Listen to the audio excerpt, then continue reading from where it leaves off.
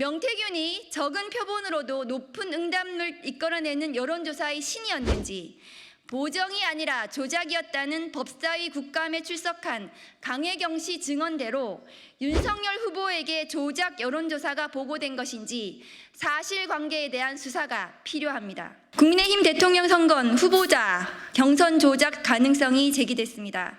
새롭게 공개된 명태균 녹취록에 따르면 땡겼어. 자, 그 다음에 진짜 돌아가는 날 우리도 조사하면 안 되나?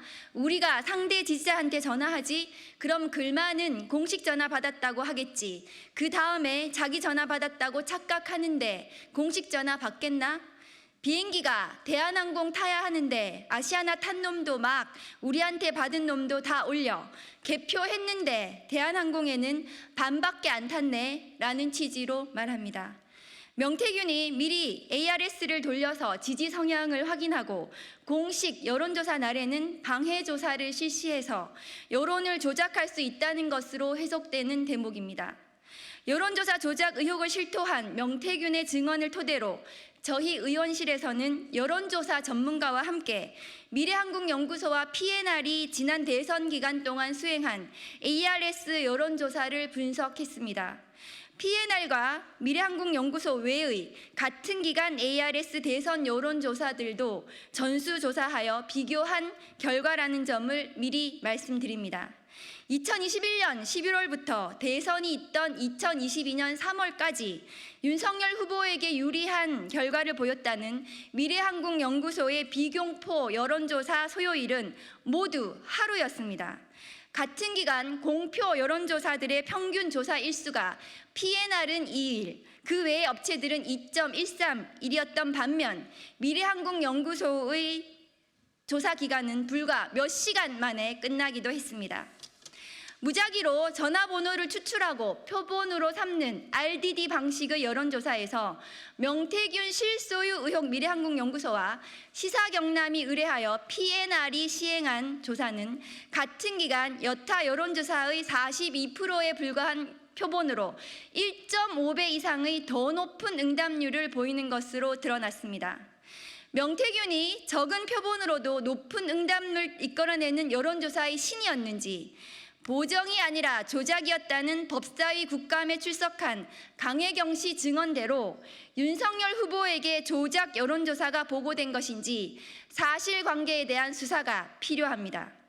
이번에 저희가 확보한 자료에 따르면 미래한국연구소는 비공표 여론조사를 진행하며 로우 데이터상 별도 결과 분석 파일이 없는 것으로 확인되었습니다. 미래한국연구소가 PNR의 서버와 여론조사 분석 툴을 사용한 것은 아닌지 유착 의혹이 더욱 강하게 의심됩니다. 이처럼 의혹투성이의 명태균 관련 ARS 여론조사 전수조사를 마치고 진상규명이 시급한 부분을 따로 정리해 봤습니다. 첫째, 미래한국연구소 자료에는 확인이 안 된 미공표 여론조사 로우 데이터의 확보가 시급합니다.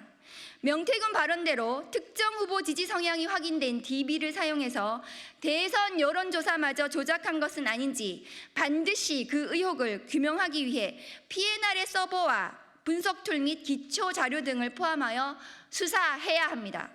둘째, 이미 언론에 보도된 바와 같이 미래한국연구소가 수행한 비공표 여론조사를 통해 지지 성향이 구분된 소위 오염된 DB가 대선 ARS 투표를 수행한 여의도 리서치에 전달됐고 국민의힘 대선 경선에 오염된 DB가 그대로 사용된 것은 아닌지 그 핵심 의혹을 규명해야 합니다.